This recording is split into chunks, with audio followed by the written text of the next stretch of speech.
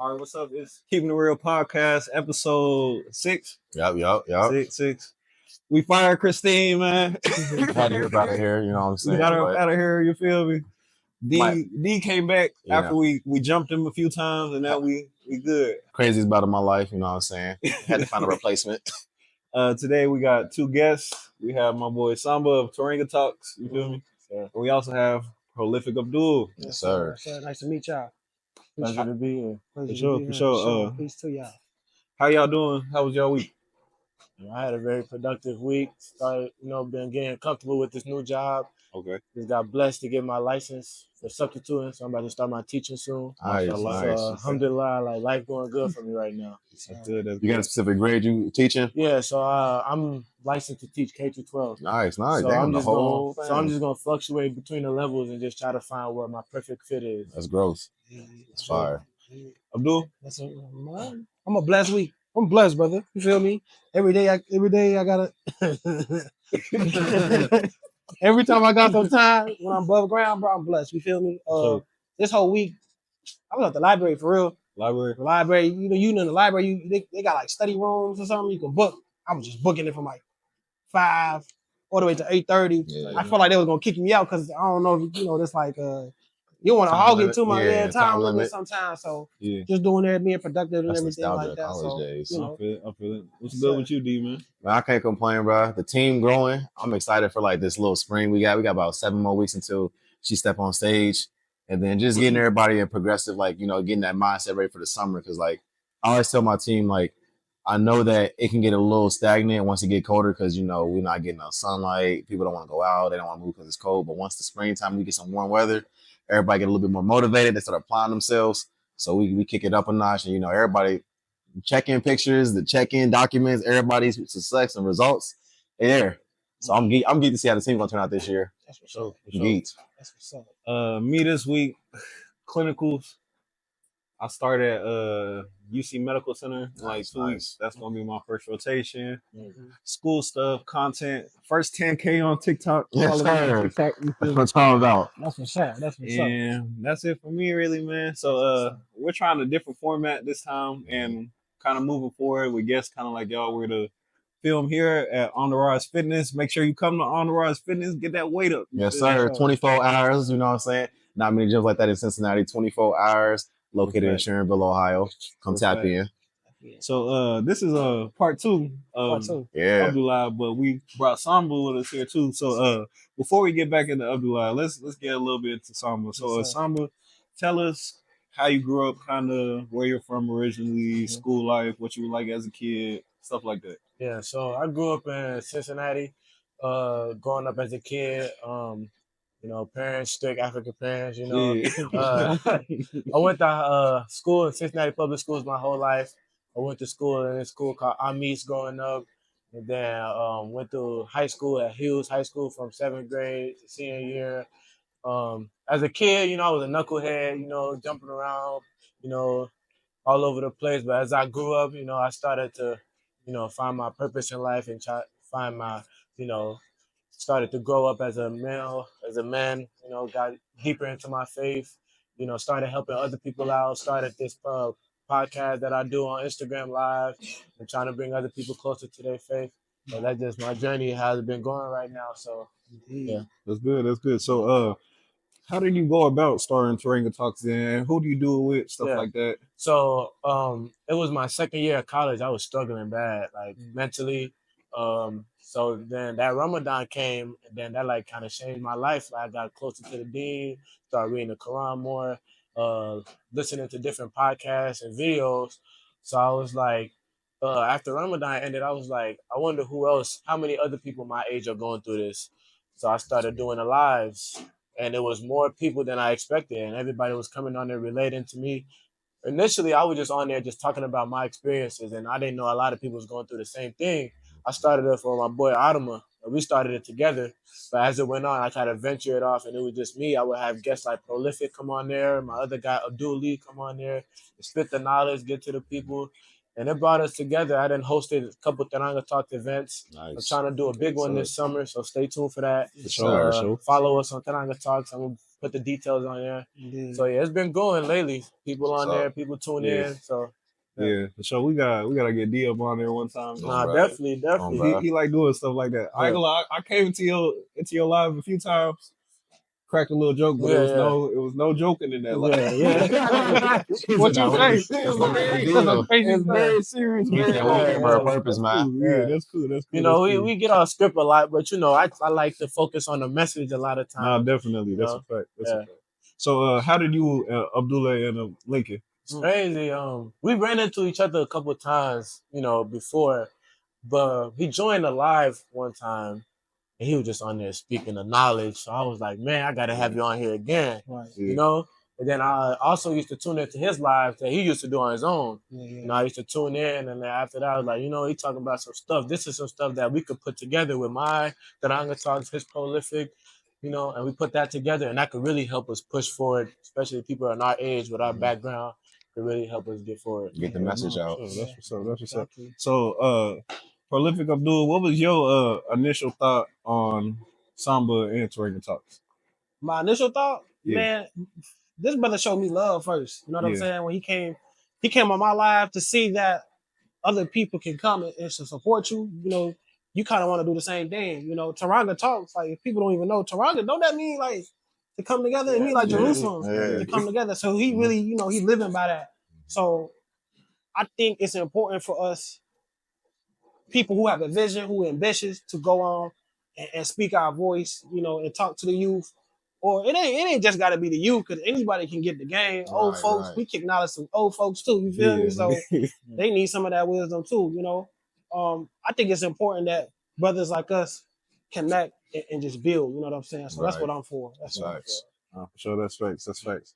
So, speaking back into faith and stuff like that, what were you doing in college? Because we also touched back on him. What were you doing in college after Ramadan and things you were seeing and reading that brought you back towards your faith? And is there something you would suggest? Because D, he's a new revert. He recently took his shahada with Assalamu alaikum. Yes, sir. Assalamu alaikum. And so what'd be a suggestion you would give to someone who just recently converted to Islam?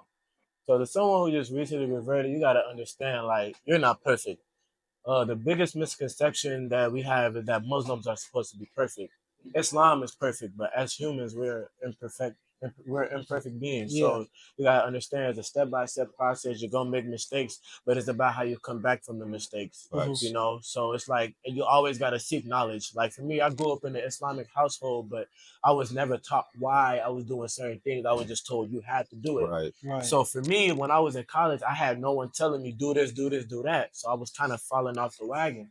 But when I went to seek knowledge and I discovered for myself, okay, this is why I pray, this is why I fast, this is why I'm supposed to read the Quran. When I got that deeper understanding, it's like for myself. I want to do it for myself now. It wasn't I'm doing it because my dad asked me to. It's for me. So I feel like when you're doing it, it gotta be for you. That's literally what I said. It gotta be for you. They said they helped me emphasize who I was like as a person. Once you figure out that it's for you and that's like your goal, it's cruise control. Yeah, it's cruise control. It's like it becomes effortless. You just rolling. Absolutely.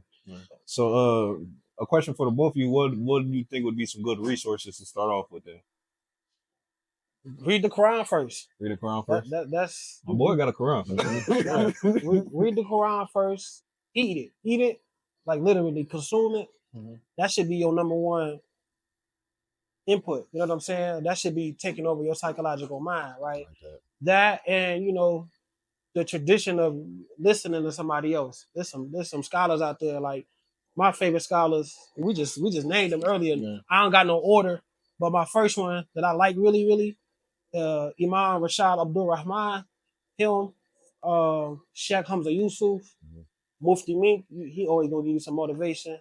And just like you said, bro, you ain't perfect. So just as long as you try to perfect yourself and just work, come back, learn, the journey is just yours. You know what I'm saying? So, for me, like when I was going through the times I was going through, I was reading the Quran, but the biggest thing for me, I was watching the stories of our prophets.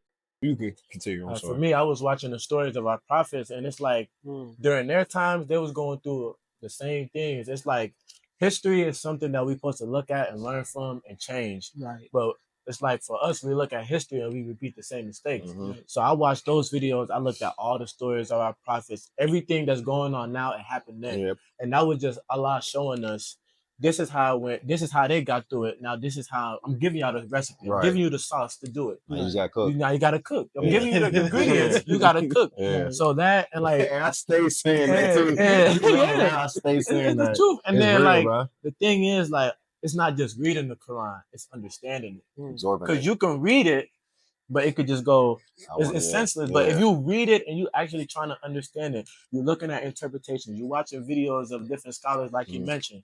Like you gotta eat it. You can't just look at it and be like, okay, I'm done. Because Quran is a jealous thing. Like if you read the Quran and you're not focusing on it, it's gonna leave your mind. It has to be the only thing that you know are gaining towards. So you gotta like, have a purpose you with gotta have a purpose with it. So it's not just reading it, but reading it to learn it, internalize it, and actually put it towards your life and actually externalize too. Exactly. Allah says, "Afala yatadabbur al-Quran." Do you not ponder on it? So like he said, like don't just read it, consume it, think about it.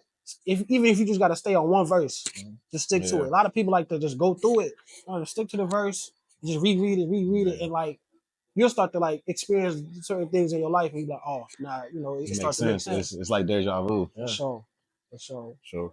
So, D, how you feel about that? Do you have any questions leading into that? Because I actually got a few topics I want to touch on. Honestly, I ain't got no questions. It's just more so appreciation, you know, because like I said, I've never been the one to really just follow a guideline. I've always been like all over the place, just figuring like taking pieces of things from different networks and realms to fit my narrative and like help me grow as a person. You know, to also expand my knowledge and everything.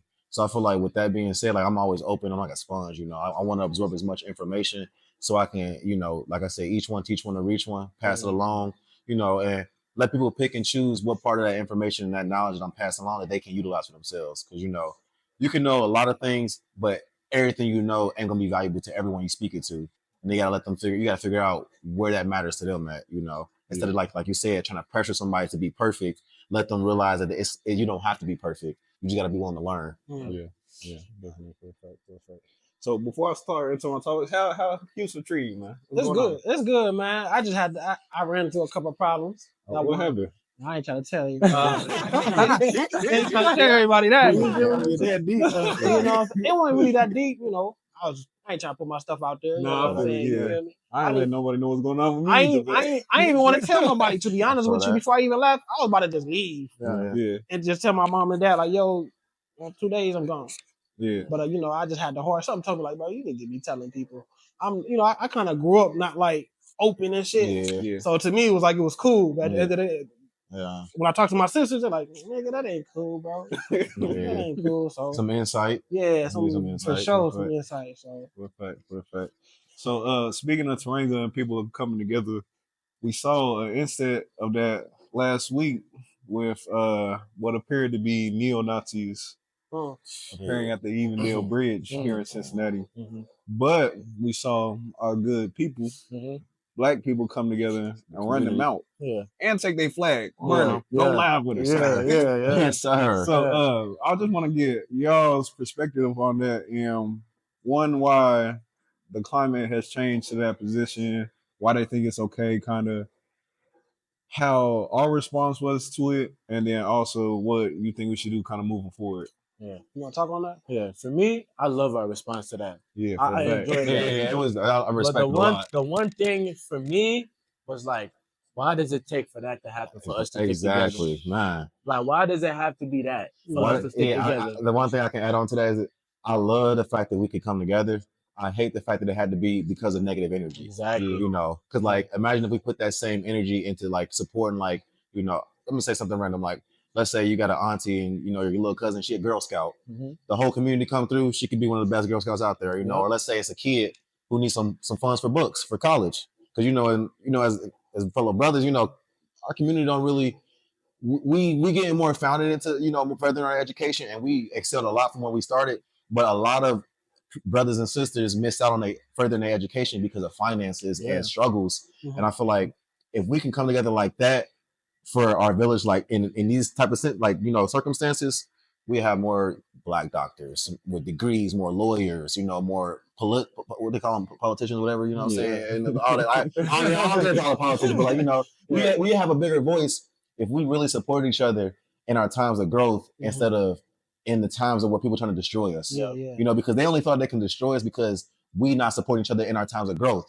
So it's like we right here, they right here, so they feel like they can just keep stepping on us until we want to come up here when it's negative. But like, let's say we kept doing that without them, they would never even feel that comfortable stepping over in that neighborhood doing all that. They just do that because they see we not unified in times of positivity. They definitely chose the wrong neighborhood. Nah. I mean, what they say, you found the right one, the wrong one, I mean the same thing. You know what I'm saying? That's I like how you said like they here and we here, and then when things get crazy, we get here. The biggest problem is when things calm down, we get right back. Exactly. You know, we get complacent and we let that trickle back down. You know, I just seen a lot where, you know, it's just like you ever seen a man or a woman, you know, in the community, like, damn, like they got potential. We always see that. How many times have we heard our local homie going D1 and getting in trouble? You know what I'm saying? Because they ain't got the right crowd around him.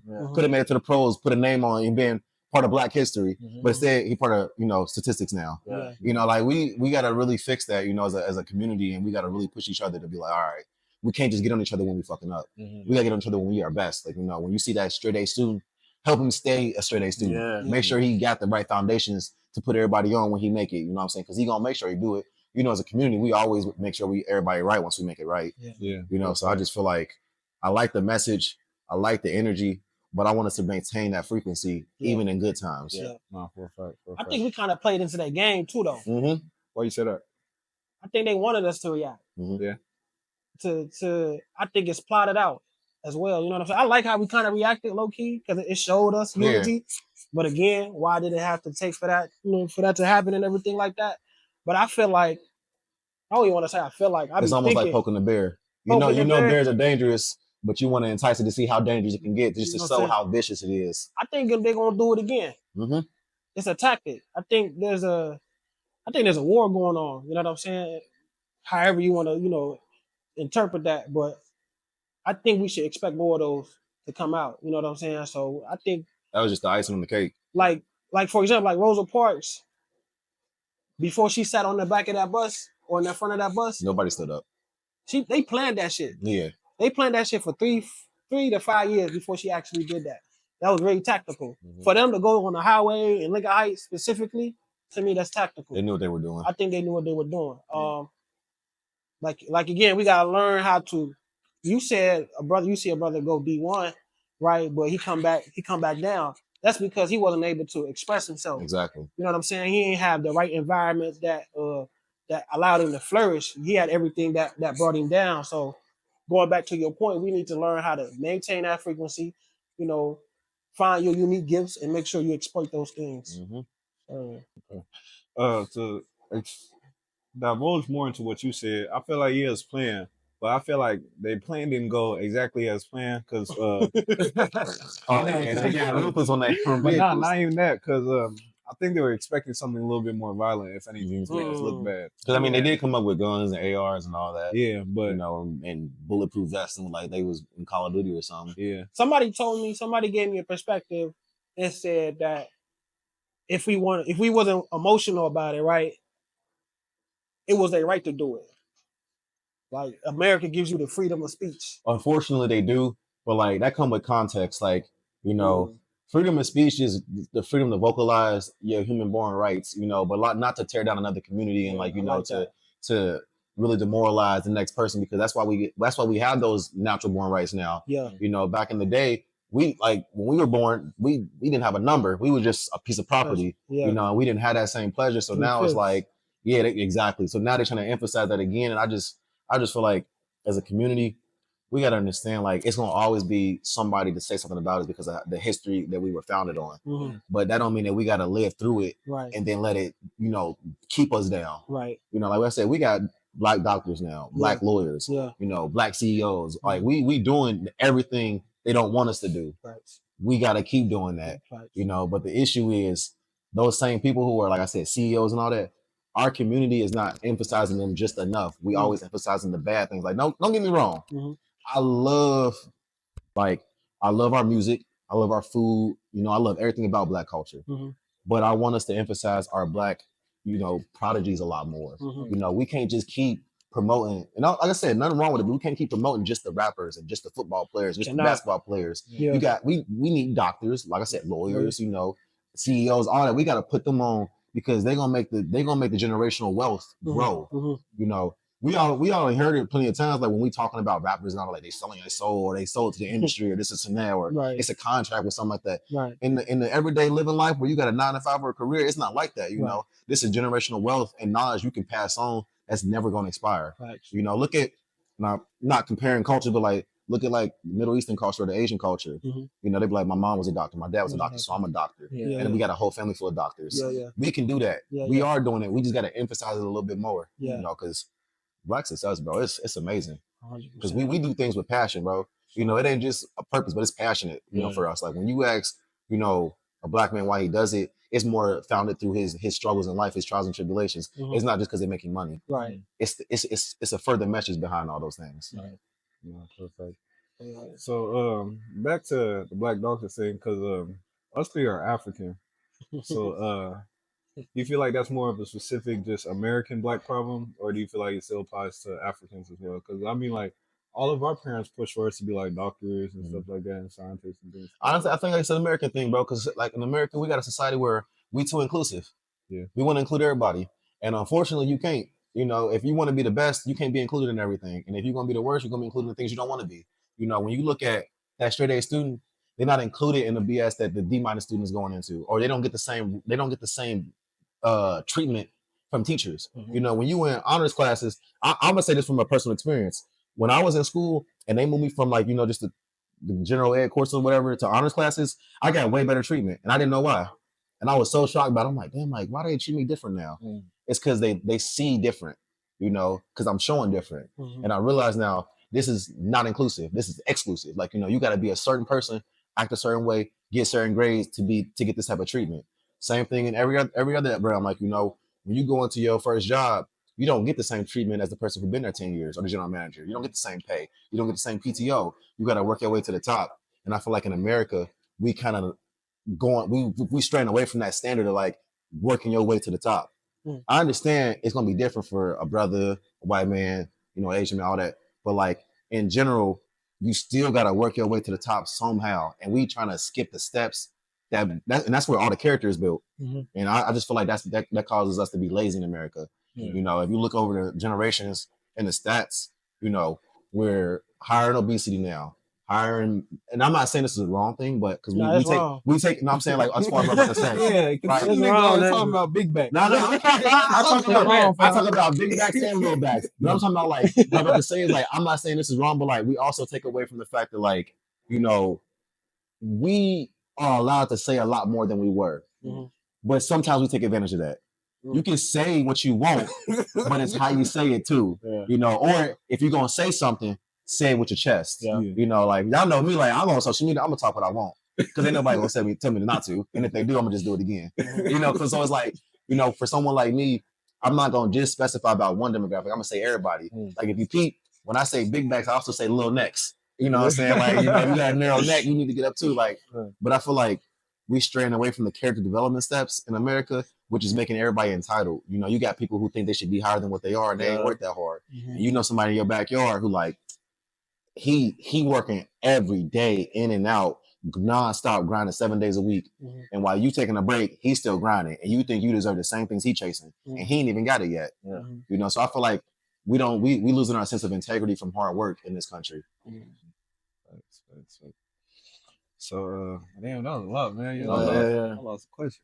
I be like, man, I be. Can I touch up on that? Go ahead. It's like that's true. It's like we live in a culture where like it's a lot of shortcuts available. Exactly. Yeah. You know, like you got the road right here, but you got your homie like, yo, come on, like I see the shortcut. Yeah, bro. Everybody want to take the shortcut, but then want the same like end goal exactly, bro. as the person that's doing the same path. It can't work that way. It can't. Like you gotta put the work in. You gotta put the hours in. You gotta put the grind in. You gotta actually put all your effort in there to get to the end goal. You can't expect the same outcome as someone who does everything honest, does everything right, work as hard, and you taking shortcuts. Man, I tell you, bro, my pops used to tell me this all the time. You can't have $1 million dream with a 9-to-5 work ethic. Yep. You know what I'm saying? Like, or a minimum wage work ethic. I'm sorry. Like, you gotta really apply yourself. Like, if you really want to see that goal, you gotta make it non-negotiable. Yeah. You know, like, people look at me like, for instance, I'm a personal trainer and I do bodybuilding. People all the time text me like, bro, I've been doing this and I've been doing that and I don't look like you. I've been doing this same thing for the last 10 years, bro. You only started a year and a half ago. Like, you got a long road to go. And I ain't saying you ain't doing well, but you got to give yourself some grace, and some patience and time. Trust the process. That's the problem with a lot of people. They don't want to trust the process. You got girls selling ass out of high school, and you got homies and your homeboy selling dope right out of high school. Like, bro, did you even try? You didn't even try. Like, bro, there's some opportunities out there that ain't gonna put you in prison or put you as a number or devalue yourself. Like, you got to really apply yourself in this society. And then, like what you said, it's the comparison. And like a quote that I live by is comparison is the thief of joy. If you're too busy looking at somebody, oh, he like that, I'm trying to get like him. No, you got to carve your own lane. But even if you don't carve your own lane, try to follow the steps that he took to get where he took so you can get there. That's why we call it a blueprint. A blueprint. You can make different things You can make different things out of it. Like, you can have a blueprint. You can mold it and create a whole nother thing that you can create that other people can follow it and mold that into something. So instead of, trying to hate on him and be envious of what he got going on because you're not there. Right. Try to follow what he did to get there so you can get there. Or even be better. We live in a society where it's like instant gratification. Social media, you see the success, you feel me, but you don't really see the hard work. Man. You don't see what to get there. So you see that, bro. You really want to imitate the next person, you know what I'm saying? The thing is, a lot of these people, and I was this type of way too, like a lot of these people, they really need like step by step on how to really do these things, Or another thing is people don't even know themselves. Like one main problem I got with society is that we know everything about the external, right? But we forget about our own internal nature. We forget about our own existence. We forget about our own potential and everything like that. If I would have asked some people like, yo, what's your strength? What's your weakness? What's your gift? They wouldn't know. But guess what? They're gonna know everything about Lil Baby. They're gonna know all the stats about LeBron. So of course they lost their sense of integrity. You know what I'm saying? So like what we have to do, going back to your point, we have to produce a society where we got to go back to knowledge of self. We got to learn about who we are. You know what I'm saying? Going back to your strength, going back to your gift, going back to your weaknesses. That's the problem. A lot of people, they are scared to exploit their weaknesses. And that's everyone want to seem perfect, and that's not how it's going to work. So what do you mean by exploit your weaknesses? When I say exploit your weaknesses, you got to embrace the bad things about you and your shortcomings, because that's what growth is. Nobody is emphasized because of how good they are. It's because of how bad they were and they made it to that transition because they had to exploit their weaknesses. Like, for instance, when we look at someone like you said, LeBron. LeBron wasn't always who he was. No. That man grew up with some struggles too. He had to embrace those and exploit those things to become who he is. If you always run from your problems and who you are and where you fall short, you gonna run in circles. That's going always how it's gonna be. You gotta cut it. Hey, you gotta get it 24/2. I need the motherboard chip or whatever, the USB. She was the one that initiated the jumping of D. You feel me?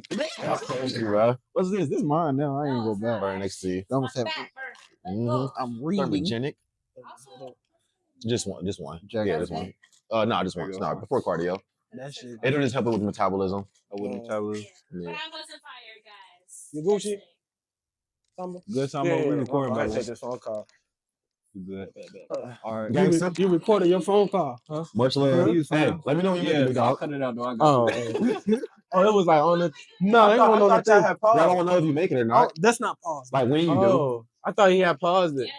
I paused the video, but I just not thought about that. Honestly, I need all y'all. This nigga.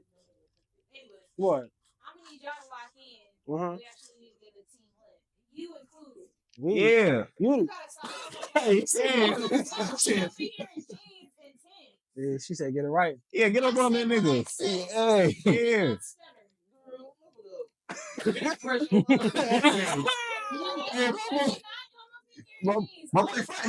He fresh. It's the scene. This is the second time you skipped out, so you locked him.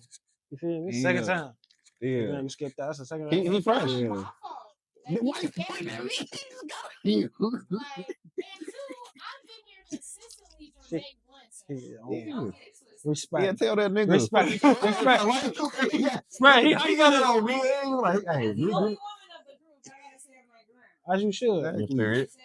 Black Queen. I'm still gonna lap you on the Hey, but he was talking about doing a marathon on a treadmill. Oh, you in there one day where you left. Man, this nigga smoke mild. We didn't might make another episode content now. We got another episode. Oh yeah. He finna start cooking in the lab. Right? He finna be. Oh, it's been recording this whole time. Oh, recording. This Christine. You ain't talked to her yet? Cool. I like before you got here, we talked to her. Okay. Hey, this gonna be funny. Hey, this gonna be funny. Now we can't say our best until the time of the content. What we all saying? Yeah, we got good cookers. Like high school. I got 40 on Reek. I'm playing. What, running? Running where? Where y'all running to? Running? Oh no, y'all got me cooked if y'all running. I ain't winning no race. No, this is a couple months of being out. I was big as hell. Let's see, but listen. I actually don't reach till 14. Hey, you gotta show up, man. We got the episode now. Episode 7. Yeah. You this episode 6. Nah, episode 8. We're gonna do 8. We can do 8 or 9. It's like 8 episodes at once. That's what I'm saying. That's what I'm saying. Matter of fact, Christine, get on that nigga, man. Fuck what he talking about. Hey, bro. That's 3 now. That's 3. Hyping it. Hey, you can catch 3. That's 3, bro. Well, you say something. That's 3, bro. You ain't gotta you attack me. Hey, shit, you next, bro. That's all right. I ain't saying nothing. He attacked you by saying that You said y'all fired me. he got you. Who you believe? Nah, I ain't attacked you. Come on now. He also attacked me. Then he attacked me. So I'm gonna say something too. I ain't gonna do it. Nah. He's the only one that attacked you. He got her attacking everybody. Ain't nobody attacked you. You was only him. The bite is crazy. But I just don't roll on the side now. I'll be the ref. What? Yeah, for real. I remember my question actually. All right, bet. So it was about because you mentioned inclusiveness, right? Mm-hmm. So the DEI has all been laid off, and then now businesses don't have to adhere to those laws and stuff like that anymore. Just to that when it comes to inclusiveness and diversity, but it's not like getting rid of, you can say no to black people and stuff like that. We're not going against like civil act rights, but so like when I say it's too inclusive, I just mean like the things that are not natural born rights, like your religion, your beliefs, freedom of speech. Those things are natural born rights. But like, and I'm now, I'm a personal trainer, so I gotta understand where I'm coming from. But I'm not saying this from a place of hate. It's from a place of love. You gotta explain yourself, brother. The woman who is suing Lyft, too inclusive. Because it's like, that's not a natural born right. Bro, no, it's bad because it's like this. Let's reverse the roles. What if that's her jeans though? That ain't no jeans, bro. No, they just ain't nobody who run their family. That's all it is, like, bro. Because like, we got things like you got to be a certain height to ride roller coasters. Exactly. Bro, there was a point where not even lying to y'all. Before I got into this bodybuilding stuff, bro. When I used to go to KI, there were certain rides I couldn't ride because the seat belts didn't come back far enough to hold me in because I was too skinny. So I was like, it was one time I actually had to get up and had them let me out because I kept sliding up out of the seat, bro. Gonna die. I'm like, yeah. So I'm like, if they would have been like, so you think she was gonna die? What? Is she gone there, right? She gonna die the way she keeping up her diet. So it's like, you gotta understand, like, your body is going to allow you to do things and be included in certain things based on what it can do. I think we gotta be responsible for ourselves, bro. Yeah, bro. Health-wise, yeah. I can't go out here and say I should be in the NBA when I'm 5'10". And then that's too inclusive, bro. Like monkey. Yeah. Hey. And she's super. She's super. And then on top of that, like, she a rapper. She might diss you, man. Nah. Let her diss me. That's one place of love. If she see this. On top of that, I seen she went on an interview. She couldn't even fit in a chair. They had to bring a couch. Yeah. So how you like when it comes to things like that, it's just too inclusive because like those things are not. It's not the norm. It's not the standard. It's outside of it. When you're on the extreme side of the spectrum, you got to understand that you're gonna be an outlier. You're gonna be an outsider, and so many times you're not gonna fit in. Like for me, with the way that I do fitness, I'm an outlier. So when I go places to eat, I know that I'm not gonna fit in much. So when it comes to that, do you think the DEI is necessary? Also, does that affect us? Like all of us here? It can. It can.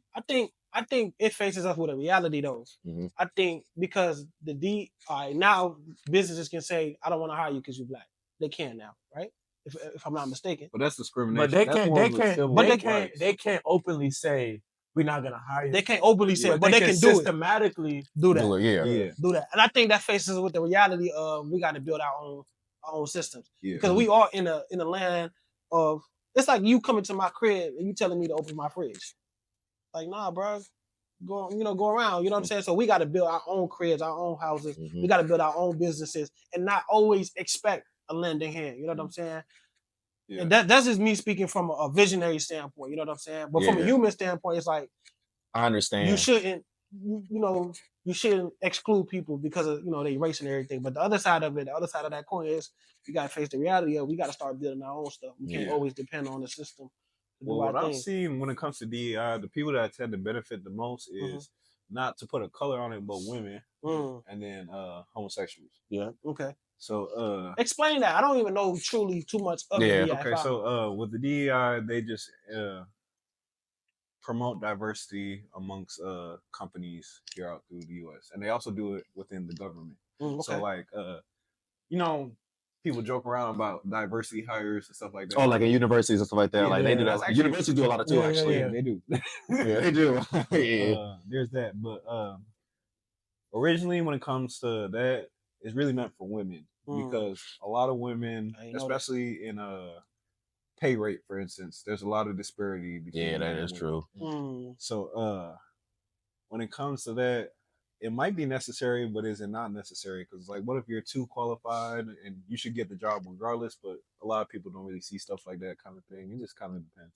I feel like it should have a place, but it shouldn't be the whole standard. Yeah. Because like, and I'm speaking from a place of experience too. Like, from my personal experience, like there was a point where I was supposed to get a manager position or like a higher position, in the fitness industry, and I understood that.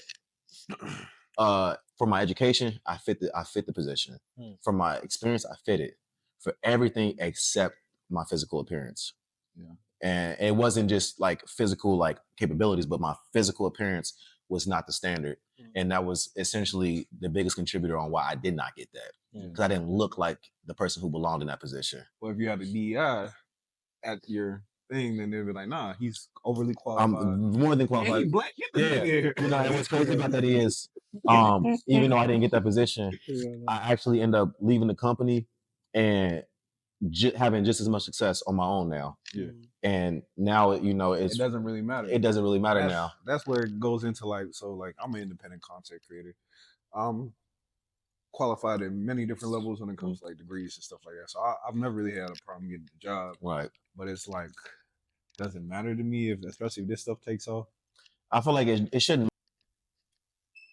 Go ahead, D. I feel like it shouldn't it shouldn't matter that much, but like I always say this, a closed door is still a closed blessing sometimes. It may not be the straw that broke the camel's back, but it could open up a whole nother blessing. Like for me, yeah, I'm still successful as for a trainer and an independent trainer and all that for my business, but I know that my resume could have been a lot more, sufficient if I had that under my title just for the opportunities. And I wonder how many people I missed out on networking with because I didn't get that opportunity. Yeah. You know what they say, rejection is God's protection. For sure. Close one door, open up another. No, for sure. For a fact. Let me know at any point if we're running too long. Nah, we chilling. Okay, we vibing. Yeah, we vibing, bro. Cool. I don't got no more morning class, so I sleep until midday sometimes. For a fact. Can I send this text real quick? Yeah, go ahead. Nah, we ain't gonna hear your text. Don't send no invisible ink, no crazy shit. I know. No. So, how we celebrate Valentine's Day as Muslim men? So, Valentine's Day tomorrow. So tomorrow is Valentine's Day. I ain't in no relationship, so I'm not married. So my woman's day. I'm gonna keep my woman's day. It's about her. Like she's in prep right now, so she obviously can't have the food she wants. But I'm gonna make sure I take care of her. Make sure she's, courted, buy her something, get her things, make sure the day is smooth for her. Just making sure things just a lot less stressful than the average day. Yeah.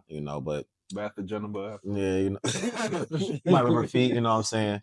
But I like this. I was just talking to my other clients about this, and I don't mind celebrating holidays, but for how I am in relationships or with my woman, I don't like that we emphasize so much effort into a holiday when we have damn near 350 other days to celebrate your woman. Like, because it's like this. I noticed this because like in a country like this, in a society like this, we it's a lot of selfishness, and you will hear, and we didn't heard it before because we didn't been like this before at one point. Damn, her birthday November, Christmas December, we got January, then Valentine's Day, bro. I'm for the break over. Like, oh my God. Or man, she only getting this or she only getting that. Like, you know, you be seeing a lot more penny pinching because we emphasize these holidays so much. So like for me, I told my clients, I'm like, when these holidays come around, it ain't much for me to do for my lady because she can get that any day. Right. You know, like she can get that whenever she want. Like, he like this nigga. Like, it's because he took the words out of my mouth, like, bro. if I emphasize you and I promote you and take care of you every day, these days are the standard now. Like when people look at Valentine's Day like it's an expectation. Like I need this, and that, or I didn't get this. Like if you didn't get certain things on those certain days, it was a dud now. Yeah. But if you treat your woman like that every day, it's just another day to her. So she's gonna appreciate it like it's no other day. You know what I'm saying? So it like you ain't really gotta. I ain't saying you get the slack, but it's like when you handle your business, you ain't gotta stand on it. You know what I'm saying? That's just how it's gonna be with my lady. I just don't feel like you need a specific day to do what you do on a daily basis. Yeah, it's expectation. And then the biggest thing for me is like, if you already my woman, why do I gotta ask you to be my Valentine? Like, what else do I? Baby who don't listen. Like, what else do I gotta do to like, and I just don't understand it. Like, I feel like you don't need a day to like, oh, do this, do that. That's the stuff I'm gonna shower you with on a daily basis. Just because you're my woman. Like, I'm not gonna wait till Valentine's Day to book a vacation. Yeah, I might book it on a random Sunday. Just like what my man said, it's like, yo, to be honest, like I'm not obligated to do any of these until we married. Like I'm giving you all this stuff, and like I don't even know if you're gonna be with me tomorrow. For the sake of what if? For the sake of what if, like it's a lot of materialism going on right now, where it's like. It's about when you're in a relationship with somebody, it's about what can they do for me instead of what can I do for them. Greed. It's greed. Everybody is trying to see what they can get from somebody. Like I feel like you should go into a relationship and be like, how can I make my partner's life easier? What can I do today to give them a better day? What can I do for her today to make her life easier? Exactly. And as men, one thing I said this the other day on my IG. As a man, your only concern should be becoming the man that you envision yourself to be. Mm-hmm. That until then, the job's not done. Yep. So, and that could be a multitude of different things, but like, as a man, bro, we understand that like it's gonna be protecting and providing to the day we die. Mm-hmm. Why are we specifying what days we need to do this on? That's gonna be something you do every single day until God call you home. Yeah. So with that being said, like that Valentine's Day or that Christmas or that birthday, it's a plus. But to her, like, I know this about women for sure. They love gloating about their man who handle business. So when she was like, I mean, he got me this, but I mean, I get that anytime. They say it with some confidence because they know, like, I can get this any day. I ain't got to wait another 365 days to get this. Right. My man give it to me next month again, too. Mm-hmm. I can ask him for this. I can ask him for that. Or he can handle this without me having to say something. So do you feel like that could result in somebody being spoiled then and take away? Ain't nothing wrong with being spoiled, bro. If you love somebody, ain't nothing wrong with spoiling them. Like when it comes to loving somebody, bro, it's like this. If you good at giving, that's your God-given blessing. Yeah. If you good at giving, you can't stop and hold yourself back at what you great at and what you love doing based on who it is. You just got to make sure that you do it with the right person. Because it's like this. That can also set too high of a standard too. Because what if you get her a Birkin for 3 months and then the 4th month you can't get no Birkin? I ain't gonna lie to you. I'd rather have a woman with standards that are too high that are too low. Because when you too low, you let anything happen, and you ain't got a backbone. But when you too high, I know my place matter a little bit more. What you think, Dule and Samba? You want to go first? I ain't got no comment. All right. So with the spoiling thing, for me, like I look at it like this. I feel like you gotta have a yes, no, yes, no, yes, yes, no, no kind of mindset. Because this is how it goes. You do something for somebody the first time is appreciation. Mm-hmm. The second time is expectation. Mm-hmm. The third time is entitlement. Yep. So if I'm saying yes, it's going to get to a point you're going to ask me, I'm going to say no. Not because I don't want to do it, but I'm physically unable to do it. Mm-hmm. Right? So now you're entitled to it. You feel like you should have it and I can't do it for you. You're going to either threaten to find someone else that can do it for you, or it's just going to be a disconnect between me and you because I can't do it this one time. And you're going to forget that I said yes every other time.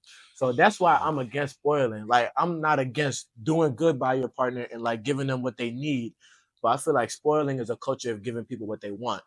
Yeah. Like, as a provider, you're inclined to give somebody what they need all the time. Shelter, clothes, right. somewhere to live, like to eat, So like when you spoil somebody, you're giving them what they want all the time. I think spoiling is the wrong word to use because like usually when we use spoil, we attach a negative connotation to it because that person is unideal in their behavior. Right. But like when you got somebody who's good for you in growth, it ain't such thing as spoiling because they're gonna always appreciate it whether you got it or not. Yeah. Like we know as men, the one thing we want in a woman is to make sure that she gonna be with us in our best moments and our worst moments. Yeah. So why wouldn't you give her what she wants or what she need if she can do that? Like if you can love me at my lowest and then support me at my highest, and I know you ain't changed a bit on either one, you can get whatever you want from me because you show me that you're gonna love me regardless of what I can give you. So whether I give you $1 or $100, I know that you can be spoiled with either one, but I know you're gonna appreciate them the same. And like instead of looking like, when you look at spoil, it's like, all right, I gave you asked me for 100, I only got 20. He gave you 100, but he got 10 bands, and you fucking with him now. That comparison. That's spoiled. That's being spoiled. Yeah. But like with a woman, we're like, I'm grateful that he even thought about me. Yeah. You can't. I'm go gonna always, and I know like people gonna tell me that I shouldn't do this, but like with my woman, if I got it, she gonna get whatever she want. Whatever she want. Just like my future kids, they're gonna get whatever they want. As long as they I know they deserve it, they're gonna get everything and anything from me. How about you, bro? What's your thoughts on that? Man? You trying to hide it? I like also. I want to bounce off the comment you made. Like, if you give her a break in 3 months, then the 4th month you can't give it to her. I feel like another thing with spoiling, like, you got to give what you can maintain. Yeah, for sure. Don't go over beyond one time. Then the next time you can't keep up with that.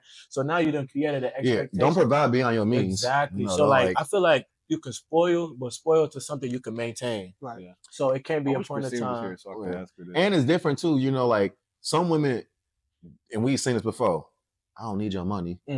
They want emotional intelligence. Yeah. And that's a spoiled way. Yeah. Some women. Don't get me wrong. Like, don't get me repeat that. What is it? Like emotional intelligence. They don't want material. They just want like the internal. Because like I've met women where it's like, it's like this.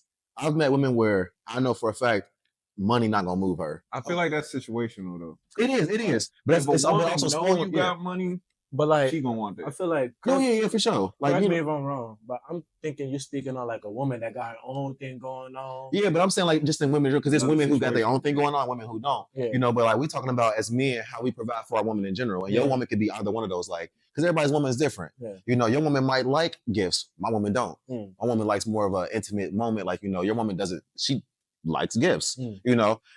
We've also dated different types of women. You know what I'm saying? Like I guarantee y'all got a set of exes where they like different women completely, but they got the same thing out of you. Same thing. So you understand, like it just depends on the woman you got, but like there are a lot of women out here who ain't moved by gifts. I wouldn't say they got the same thing out of me. Well, I'm saying like you didn't change like your narrative, like you treated them the same way. Like what I'm saying? Like I wouldn't even say that because what I'm trying to say is like let's say like as a man, I'm gonna speak from my personal experience. Yeah. I've had 2 relationships. In those 2 relationships, if I got it, she got it. That's what I'm saying. Those 2, they 2 different types of women though. But like I'm saying that my way of protecting and providing is not gonna change who I am. Like as a man, I'm gonna take care of my woman regardless of what type of woman she is, or regardless of who I'm dating. Even if my first relationship was different from my second one, I'm protecting and providing for this one like I did for that one to make sure she's well off. But don't you think then you're giving too much of yourself for something? Like you have to kind of dictate how much you're gonna give to a person. Yeah, I'm not saying you can't dictate it, but I'm saying like your energy is gonna be the same, like your frequency, like whether it's like this, like you as a person can be the same, but how you treat a person, it's gonna be conditional. Yeah, that's different. But I'm saying like your purpose, like in the way you go about it. Like for instance, I like fitness. I'm passionate about it, but I could also be passionate about something else. I'm gonna be passionate regardless of what I'm doing. That's what I'm saying. Like regardless of what woman you date, you're gonna always protect and provide. If you're choosing the right woman, and if you're not, you need to stop dating then. Yeah. You know what I'm saying? So I'm saying like on that type of context, like as men, we know whether we got first girlfriend, second girlfriend, third girlfriend, we know either one of them gonna get protection and provided for, because that's what we do as men. Maybe not provided for. Yeah, I mean, depending on how they act. Yeah, but I mean, it's really situational because I've been in situations where transactional facing towards me. That's a good way of me putting it. Mm-hmm. You feel me? So it just kind of depends. I'm not saying that's right or nothing. I'm just saying I'm saying like not on like because we comparing like dating to like just like, you know, courting. I mean, like if you looking to like actually be committed to this woman and you want to get married, you know that you have to have a certain set of standards that you got to abide by to make sure she feels comfortable committing to you as well. Yeah, and you're going to know that that's going to be with any woman.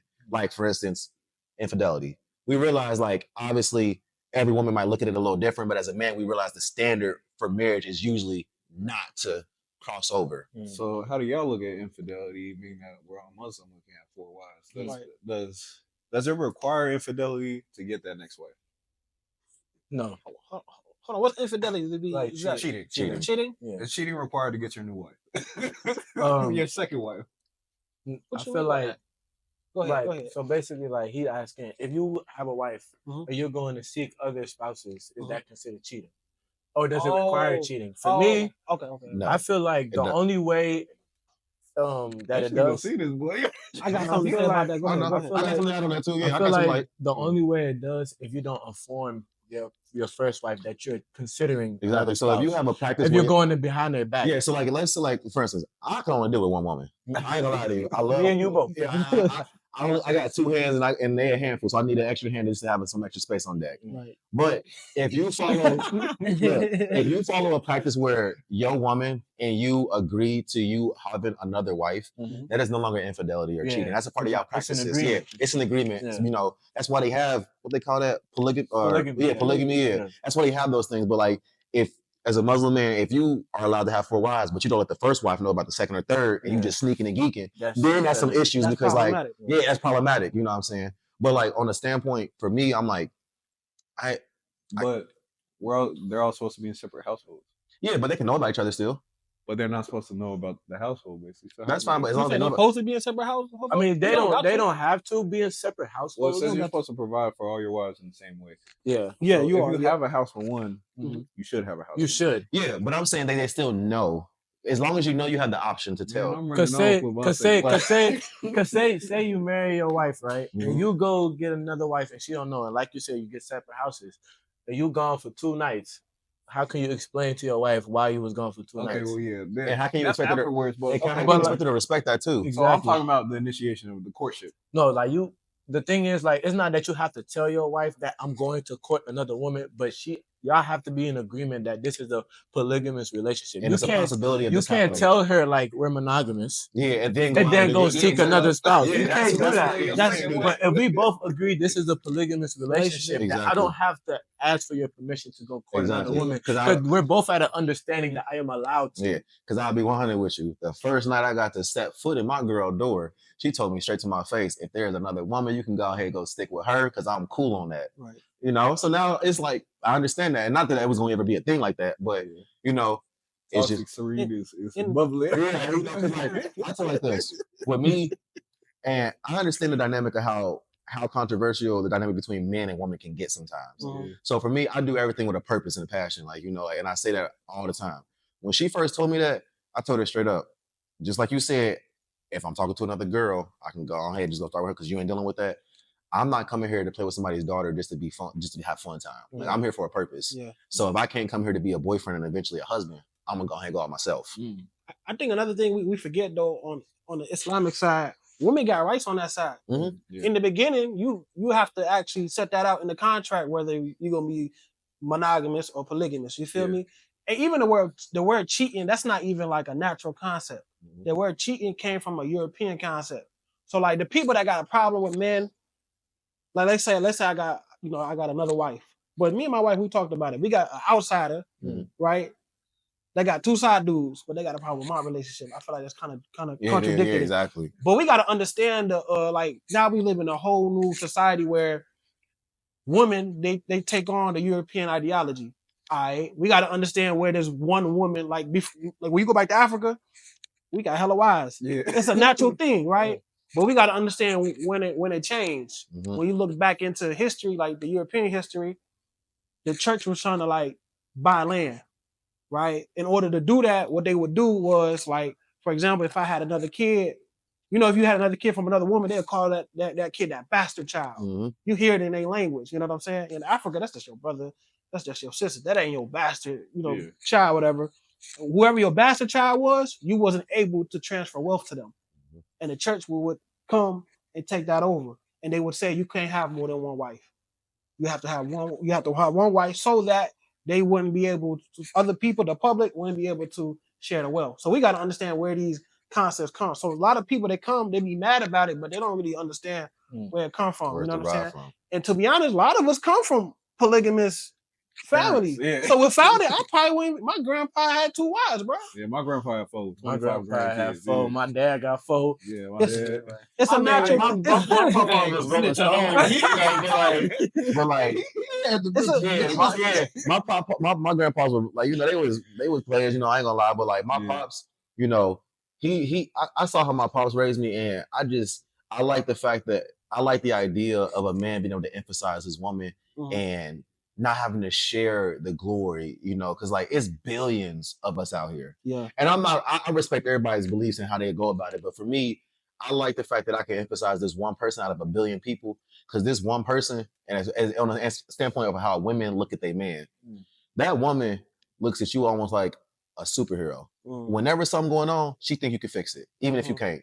Whenever some threats going on, she expects you to do something. Right. It could be 4'6'6", 320-pound thugs, you know what I'm saying, brute forces walking towards you, and she gonna look at you and be like, what you gonna do? Yeah. Like, she looking at you, you know, for me, that's a badge of honor for, like, out of everybody in this world, this woman looks for me for everything, because she feels like I can solve everything for her, even if I can't. Like, and that shows a unfounded amount of trust for me, which not everyone has to give me. Right. So that's why me personally, I can only deal with one woman, because I only want one woman to feel like I'm her everything when it comes to her problems. I think I only want to deal with one woman, but I just want to give people that understanding of what that history is. Yeah. You know, I always respect now, because like you gotta respect everybody's, like, you know, foundations and beliefs. I know people who are in polygamous relationships and they make it work, you know, and it's wonderful for them. Yep. But for me, I can't handle 2 women. Yeah. I'm gonna be 100. Like I've seen my dynamic with just one woman, and I'm not saying it's been stressful, but like it's enough work for me to where I know I'm gonna always have some room to grow. Yeah.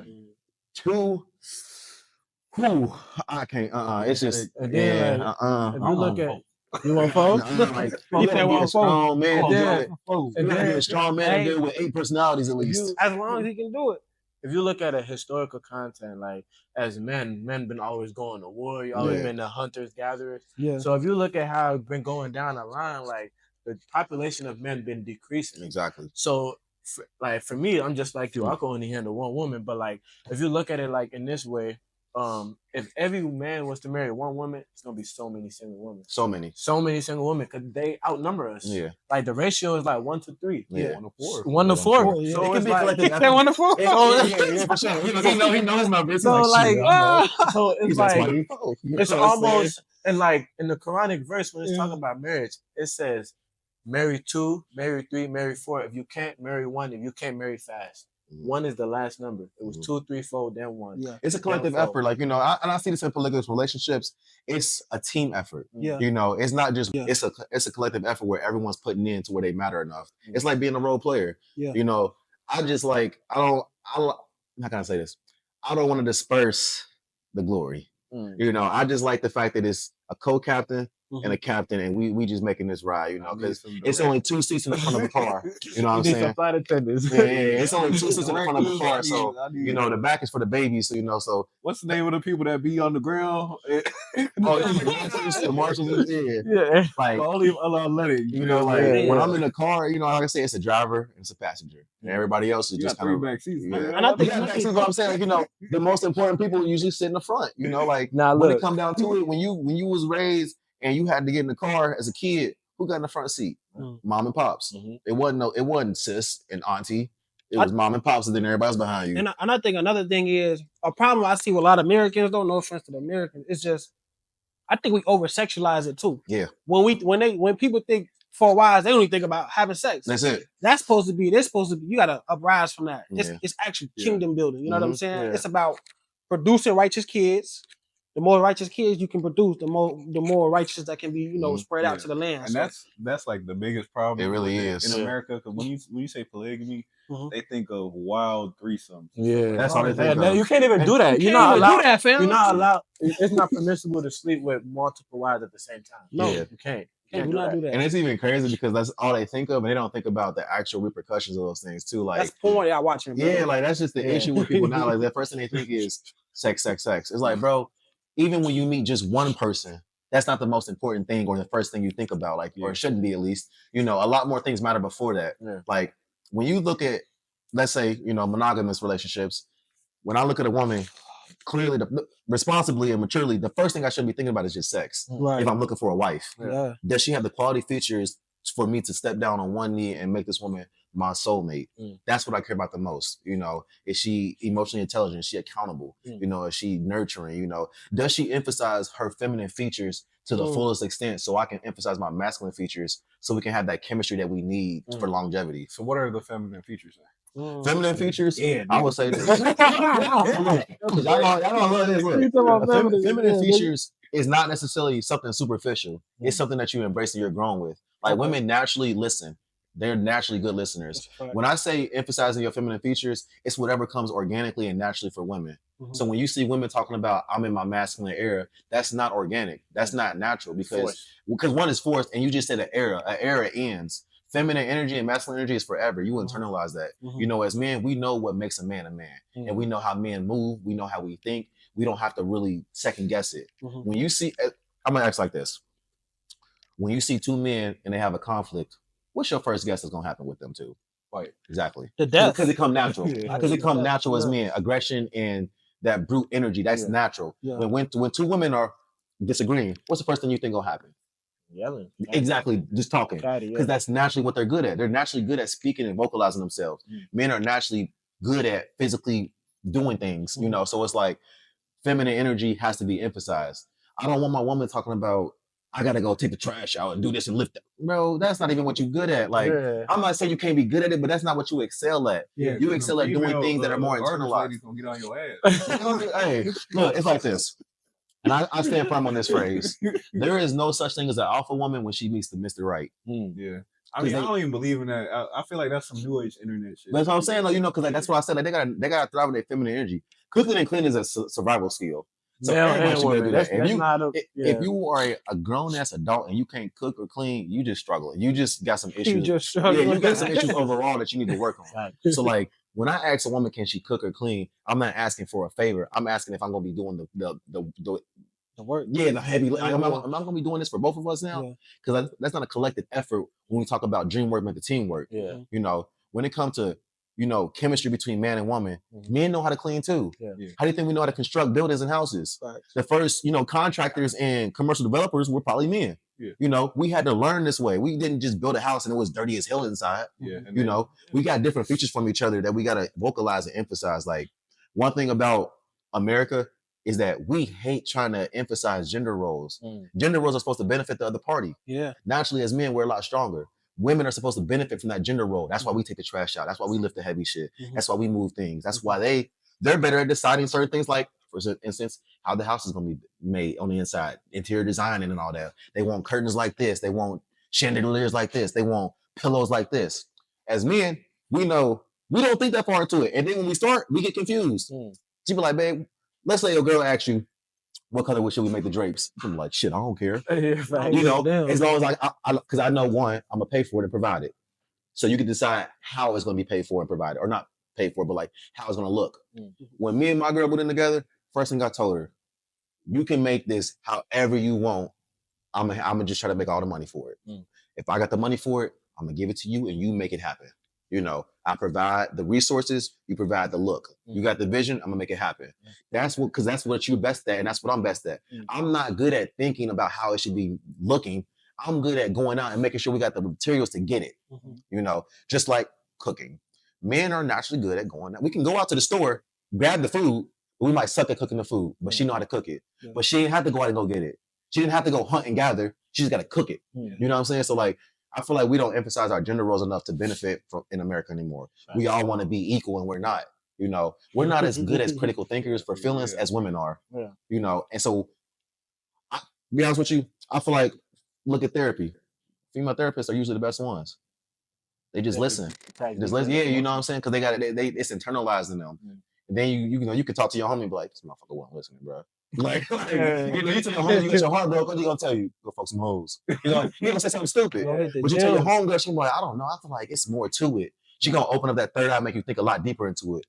So I feel like in America, we got to get back to those roots, like, emphasizing tradition, bro. If you got bread and you can pay all the bills, pay that shit, bro. Like, don't be afraid to provide, bro. Don't be afraid to show that you care about people, bro. It's gonna be good and bad people in your life, regardless of what you got. You don't be afraid to vocalize and emphasize who you are as a person because of who everybody else is. That's kind of selling yourself short. Nah, I just can't do that. It's crazy. Me and him were just talking about it in the car on the way here. On the way here, we was in the car talking about the gender roles and like how we live in an era where like women are kind of masculine and men are like kind of taking a step back, and some men are channeling their female energy. We I don't like that, bro. I just with the gender roles, it's like it's not equal. In God's eyes and Allah's eyes, we're all equal creation, but our roles aren't equal. They're equitable. Exactly. So meaning like what I do and what you do may not be the same in equality, but they're respected. But they hold the same weight. Exactly. When we put it both on the table, like you said, if you go to the grocery store and get all the groceries, that's not equal to her cooking, but it's equitable because it balances each other out. Exactly, bro. Just like you buy a house, she makes it a home. She didn't pay for the house, but she made it a home. Exactly. It balances what you do. You hear me, bro? Feel me? So it's like we got to understand what we're doing may not be equal, but it's equitable. And as men, we understand we hate being victims, or we hate being that person where it's like, he put me on. So why are we saying that? Because we hate to be that person where we always asking for help, but then you don't want to provide the help. You got to be on one side of the fence. You either asking for help or you providing it. Yep. And you can't complain about your role in life if you're going to emphasize the other ones. So like for me, like I said, whenever I get to a point, when I get to a point, my woman ain't gonna never have to think about touching her wallet. Ever. I don't give a damn what nobody say. Like, it's not gonna ever be an issue. If she do, it's gonna be for the kids, just off of some random shit because she ain't want to call me up, or she ain't, I ain't gonna lie, I spent a little bit extra money on the kids. That's fine, but like on the standpoint as a man, I don't ever want to feel like I gotta ask my woman to reach for her wallet if I got it. That should be the mindset for all men, though. That's emphasized in the Quran as exactly, bro. Like, it's just natural for men, bro. We protect and provide, bro. Like, we feel good about that too. Yeah. Like, how many men have you known where it's like he don't really get to experience the things that his money bought, but he love the fact that everybody else get to experience it. And then we say that all the time. Like, look at our grandparents. They throw those big parties at their house, and they just sit back chilling. Yeah, but everybody else having a blast. They loving it, living it up. Your parents just in the back, just chilling, like, just loving everybody's time. Yeah. Like, that's what men do, bro. We provide the lifestyle that we want to see everybody else enjoy. So that way, we want to provide it. Exactly. I think it's this men stepping back, being a little bit more feminine. Yeah, that's the problem, right? And I think since we not leading and we act a little bit more feminine and we not playing in our roles, women are kind of stepping up to that plate. They adopted some of our features a little bit. I think it's a survival mechanism. Yeah, it is. It's a survival mechanism. Even though if you don't got it all the time, I think your mindset should always be, I'm trying to get it. That should be your mindset. You know what I'm saying? 1 second. He about to stop it. You said the battery is up there too about we back. Everybody had to zip up, put their jackets on. It was a little chilly. But so how we were talking off camera, I kind of want to talk about that on camera. So with like siblings and trying to get back with your siblings and stuff like that, because I know you have some issues with certain sibling. I have an issue with some certain sibling, but it's really important to like be with your family for sure, and for multiple reasons, like group economics, a village taking care of each other, things of that nature. So how do you guys feel about the importance of family? And say if a relationship has strayed, is there such thing as a family relationship straying too far away to repair? To what? Too far away to repair.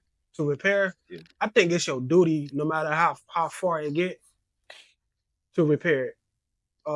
We don't want to develop the attitude of, because I hear it a lot, we don't want to develop the attitude all the time of, since they draining you, everything is a test from Allah, bro. Right? So it's your duty all the time to always try to do something. It don't got to be the biggest thing, but the smallest thing, the smallest effort shows not just to yourself, shows to God, shows to that person. They might come to their senses sooner or later, you know what I'm saying? So, because we once was hard-headed. You couldn't tell me nothing at 18. 22, you couldn't tell me nothing. I didn't have the best relationship with my family, but as things progress, people, they planted little seeds. My dad had to plant little seeds on me, so I don't believe in quitting on your family. So that's what I can stand on right there. Don't quit. I don't think that you quit on them, but I think that we also sometimes misinterpret the terms like trying with results in like, progression. You don't quit on your family, but you also can't expect it to always rekindle itself. Like it's almost like this. When you, like you said, planting a seed. Planting a seed is the effort, right? But sometimes seeds don't grow and germinate.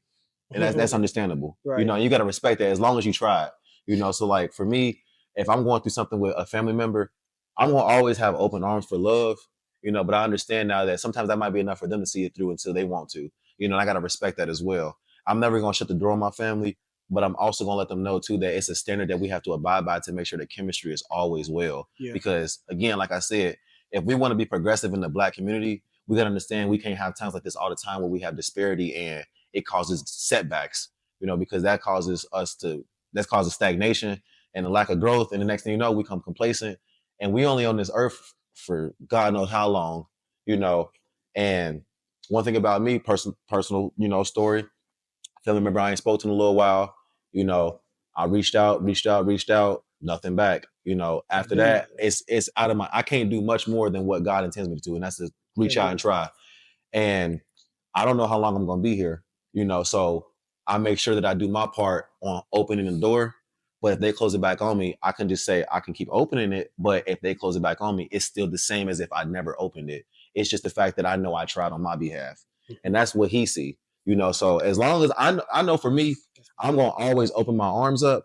But I know everybody always ain't going to accept a hug, and I got to respect that. Yeah. What I'm finna say might be controversial.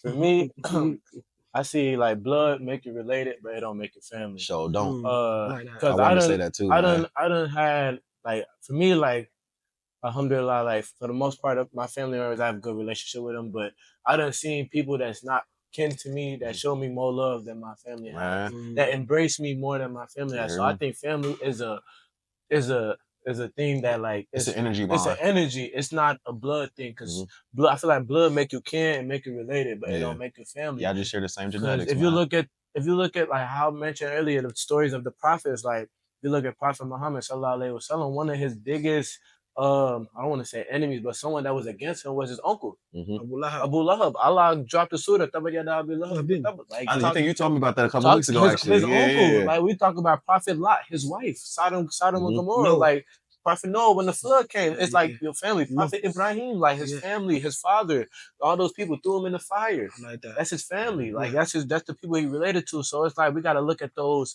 lessons that Allah gave us in the Quran to show us like. You gotta try to make it work with your family, but at the same time, Allah said, "What the waso bin haqq, what the waso bin sabr." Give haqq, give knowledge, but you gotta have patience with people. Yeah, you can learn. You could take a what they say. You can lead a horse to water. You can't make them drink. Yeah, exactly. So it's like with family, you gotta be patient with them, but at the same time, if they don't want to go, they don't want to hop on a ride. You can't make them hop on a ride. It's all about elevation. It's all about elevation. So for it's just like a departure, man. When everybody got the same goal to go to the same place. You realize you got to be on a certain frequency. Yeah, and if you're not, you left on the island, bro. You left there. Yeah. And I can't sit here and say like, it don't hurt. But you realize, like I said, since we don't know how long till we have on this planet, we got to make sure that we use every moment for a beneficial reason. Yeah. And you can't read the whole book if you keep focusing on the context. But context ain't going to get you nothing else but just what the book contains, but you don't know nothing about the book. So like for me, no matter how progressive I am and where I go in life, I'm going to always open the doors for my family members who I may not be in touch with. But at some point, that door gets thinner and thinner as I go further and further because, again, family members are born every time someone is new. You know what I'm saying? Like, every time we have a cousin who has a baby, that's a new family member. We can't keep holding reserved spots for people who don't want to appreciate them or want to be there when we got people who are waiting for a key, waiting for a spot. Like, for instance, we like brothers, bro. Like we know each other since kindergarten. Yeah. You know what I'm saying? Like, imagine if the times that we linked up and all these moments that we had, I skipped out on because I was focused on trying to have that spot for somebody who didn't want to be there. I'm like, for instance, let's say you was like, hey, bro, I need you on the podcast tonight. Nah, bro, I gotta go try to talk to my brother. I ain't heard from him in a while. Like, he just ain't talking to me. And then I miss out on meeting you. Now I'm taking away from myself, trying to pour into somebody else who's still taking away from me. And that's a disservice. Right. So like it's not easy to accept, but sometimes you gotta do things that really are, that you don't want to in order to, live your life through the righteous way. Yeah. And also in life, you gotta understand you got two type of connections. You got a connection by chance. That's your family. You can't control. Like you said, you got a cousin born today. You can't control. That's by chance. Exactly. Then you got a family by choice. Exactly. The people you choose to keep around, the people that's actually helping you elevate and get what you need to go. So I feel like you need to focus on your choice family than your chance family. Not for real. And your chance family is also, you got to understand, like, it's chance family that can be choice family. Exactly. Because everybody ain't down for the ride, but the people that are down for the ride, put them on the bus. Exactly. Give them a drink, give them a burger, a hot dog, something, get on the ride. But like, you ain't trying to be on here, like, you got to exclude you. You can't get on here, man. That's why I say, bro. That's why I told my personal training team, like, bro, we a family, bro. Like, at the end of the day, anybody who want to get on the wave and get some growth in, we all here for each other, And people who don't, guess what the team do? Move on. Then we kick them to the curb. We would say, Daddy, he had to go overboard ship. Someone had to get kicked off, and so I kicked her off. Like, that's just how I go, bro. Like, if you want to be a part of the bigger picture, you gotta blend in with the colors, and you can't. You gotta get right or get left. So we're about to wrap it up. Thank y'all for coming. I just want y'all to leave a message for the youth and where we can find you on Instagrams. I'm gonna start first. Instagrams, TikToks, all the good jobs. You feel me? At Sir Smell Good, at 3XO Sergio. What else I got? Sir Can Cook, Keeping It Real Podcast 100 on Instagram as well, and then same thing on TikTok and YouTube with everything. My message from the youth: be yourself. It's the most liberating thing you can do ever. My name, Samba. You can get me on Instagram, Sam Buckets, Teranga Talks on there. You go me on, get me on TikTok too on Teranga Talks. The message I want to leave for the youth is go through what you go through. Meaning, whatever you're going through, go through it. Don't take no shortcuts. Don't try to go around. Go through what you go through. Oh man, 2XD on IG and TikTok, all social media platforms, 2XD. And I'm gonna just say these simple words. And people who have worked with me and people who work with me know this phrase: remain humble and hungry. That's all I'm gonna say. Remain humble and hungry. Prolific Abdullah. You can find me at Instagram, prolific_Abdullah. That's everywhere. You can find me on YouTube on there as well. You can find me, go to my link, my website, prolific-abdullah.com. My message to the youth is go study yourself. Go put the energy into yourself first. Go love yourself first. And I think we got to show a shout out to Brother Reek though too. Yeah, we got to show some love to my Brother Reek. Yeah, man. You gotta get in the scene. This is the man of the hour. Yeah, for real. Definitely. My boy got this thin jacket. My boy. Hey. What's going on? Y'all know. Hold on, folks. Yeah. Go ahead, just begin to it. I think that motherfucker about to be cut off though. It was like 20 seconds.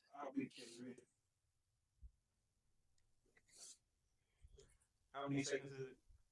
Oh, 3 seconds. Hold on, let me stop it. Biting in this one. All right, cool.